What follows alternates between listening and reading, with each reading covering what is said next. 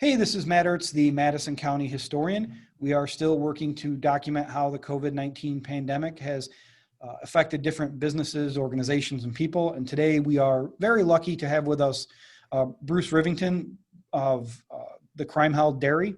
Bruce, thanks for being with us. Thanks for having me here, Matt. So for those that aren't familiar, you guys, you're kind of a big facility. You're a farm, you're a dairy. Can you kind of explain the different aspects of your organization? Well, we have a dairy farm ourselves, which is run by my wife, my son now. I spend all my time on the butter business. So the dairy is 100% grass-fed. We've got 3 full-time, 2 part-time employees. And then the creamery basically buys our own milk as well as the milk from several other local farmers, predominantly Amish. And we turn that into butter, and then we also bring in cream and turn it into butter. So yeah, I guess there's probably close to 15 people full and part-time, mostly part-time on the Cream Held payroll. Okay. So for your farm purposes, how many cattle do you have? We have about 250 milking. As far as how COVID affected that, we're a seasonal dairy, so our calving is in March and April. Normally we get a group of college students from Morrisville College that come and help. They weren't available this year, so it did put a little more stress on our family as far as getting everything done with less help. Okay. And that leads into the next question. Talk a little bit about when did COVID kind of appear on your radar? We were following it since January, but as far as, when you started to have to make business plans. When we started to have to make business decisions was in early March. Okay. And that was basically when you were expecting the interns and that impacts. Well, that's on the dairy side, and on the creamery side. The dairy, other than being short on help, everything just went on as normal. Okay. Milk had to be cows have to be milked, everything has to be done. So nothing really changed there. On the creamery business, the biggest impact, we have a pretty good mix of retail sizes and institutional sizes. And all of a sudden, we hit a period of time when we had to stay open, keep operating. We're, a food provider. The cows keep milking, so the milk, something has to be done with the milk. But we also had our institutional sizes, basically came to an abrupt end, the sales of those, while the retail sizes, I won't say skyrocketed. But that meant that we had, our go-to, some of our institutional sizes can be made with a very low labor force, while the retail sizes take a higher labor force. A lot more people need to be on the line in order to pack those smaller sizes in the same amount of time. And so the biggest issue there was all of a sudden we had people who said, well, I'm not coming to work for 2 weeks, sorry, I'll never be back. So all of a sudden we were short on labor at the same time that we had a higher demand for labor. Okay, go ahead.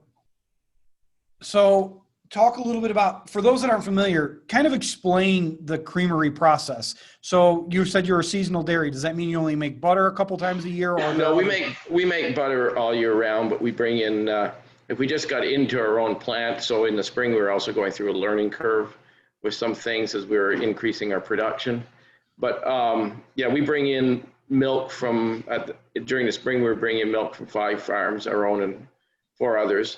And but that milk has to be, separated, and then we turn make the cream is made into butter.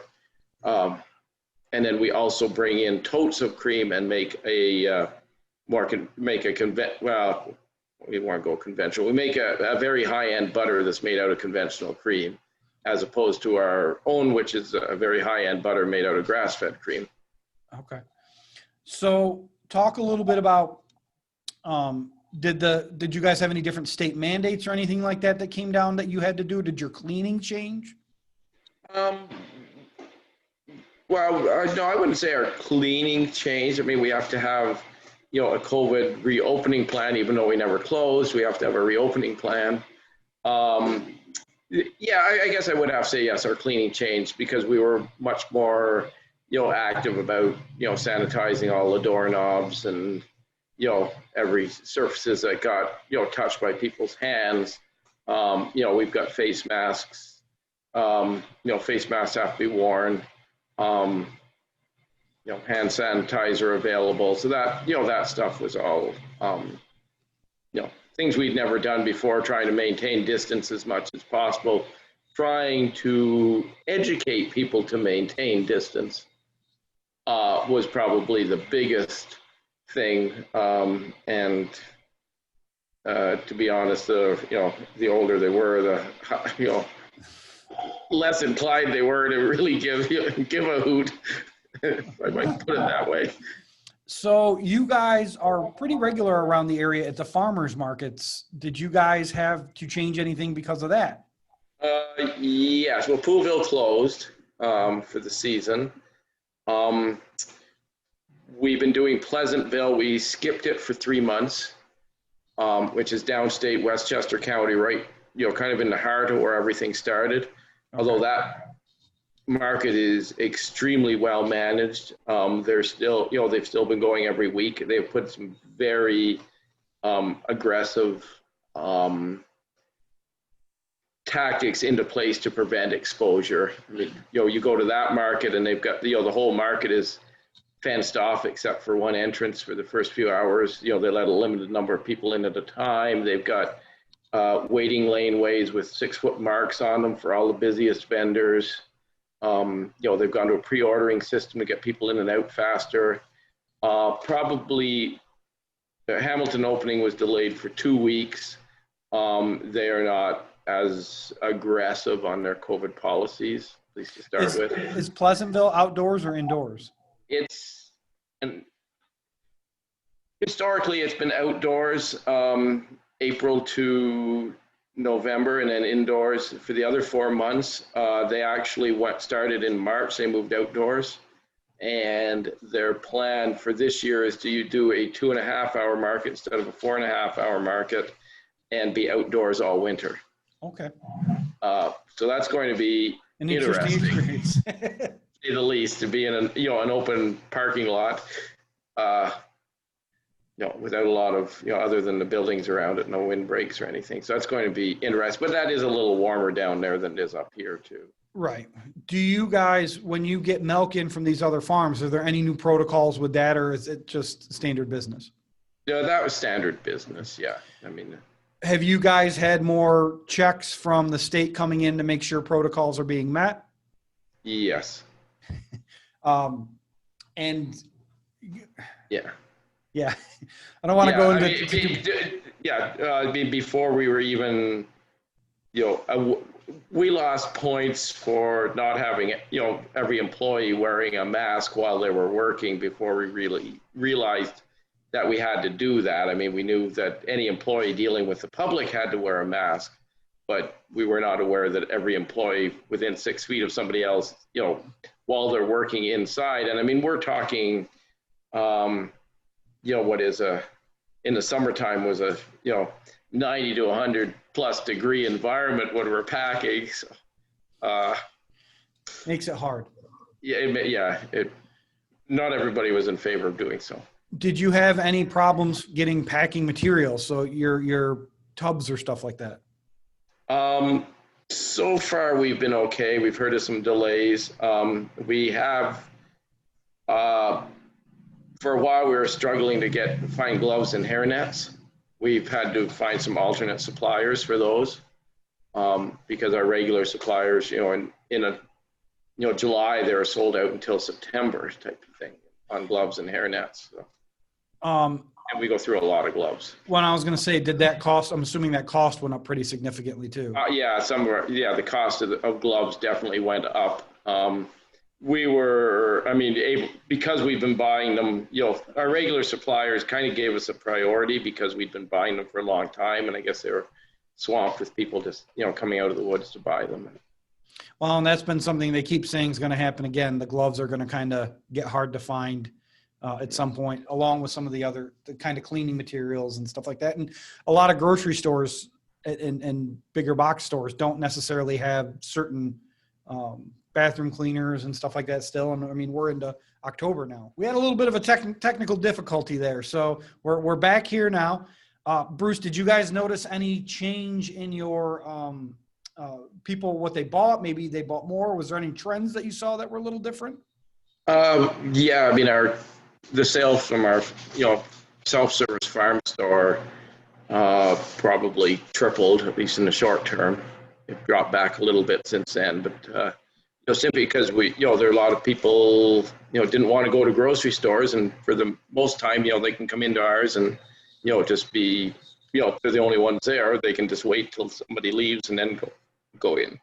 Yeah. So that has helped. Yeah, well, and I was going to say, I know we spoke to the Brewster Inn, and they talked about their little meat area grocery store went way up. Did you guys talk a little bit about the store itself? What's in there? What's available for people to look at? It's got we call it the Cream Hall Cupboard with a K, and it has a mixture of local products. There's our own butter. We started doing our own milk, so that's in there as well. 100% grass-fed cream line milk. It has all of our butter is up there. We carry gelato and chicken from Jones Family Farm. We have jams and salsa, hot sauce from G&M Farms. We have honey from Johnson Honeybee Farm. And then we have Stolfus products, Stolfus Dairy. You forgot the creme fraiche. We've got the creme fraiche. Yep, we've got the creme fraiche, and we've got cheese curds from Grassy Cow and Remsen, and then 2 other cheeses from New York State, and some local bread. We're carrying that now. So there's a mixture of basic staples. We've stayed away from veggies and corn and stuff like that since we've got neighbors that are selling those, and our niche is, we have some of our own meat in there as well, but our niche is kind of the dairy and locally made foods. Did you find anybody requesting anything while this went on? Gelato sales are fairly high. Ice cream went up across the board. Ice cream went up. Okay, yeah. Actually, I had somebody in and bought $174 worth to take to New York City on the weekend. Well, there you go. But yeah, no, it's been the cupboard's been pretty good, and it's open, daylight till dark. Okay. And carries a pretty good mix. So. Is there anything else you'd like to say to folks as this goes on? I don't think so. I mean, it's just been a matter of, dealing with it. We made I sat down when it started, and we were expecting to be a little worse than what it did turn out to be when, initially. And, so we put some plans and some management plans into place, like, what happens? What happens if somebody gets sick? Do we shut down? Do we, will we have to shut down? Because, somebody is bringing in product that's produced every day, milk that's produced every day and has a very short shelf life. What do we do? Right. And so we've got we've got a management plan in place. Like, say I had to quarantine for 2 weeks and what's going to happen type of thing. Okay. How could people find your product? Where can they find it? I know you mentioned the cupboard, but if they wanted to contact you, do you have a website, or do you have a place where people can go and look and see? Oh yeah, we have a website. You can also do mail order. Mail orders did jump. The problem is shipping frozen food is not cheap. Where could they do that? They just go online to creamhalldairy.com. Okay. Or check our website. There's an online shopping place there. We'll be at the Hamilton Farmers Market until the end of October. Poolville, as far as I know, is canceled for this year. We'll be at the Pleasantville Farmers Market second and fourth Saturdays of each month until November, and I don't know yet which Saturday. We'll be down at least once a month in the wintertime. Yeah, and then there's a bunch of local stores that carry, you know, a little or a lot of our product. So. Thank you for taking the time to talk to us. We greatly appreciate it. We wish you nothing but the best. I've known you for a long time. We made a very campy, fun video of your lovely butter churn museum Yeah. a while back, and I feel fortunate to have worked with you on different things. So, Bruce, we wish you nothing but luck, and we hope to talk to you soon. Okay, thank you very much, Matt. Yep. Thank you.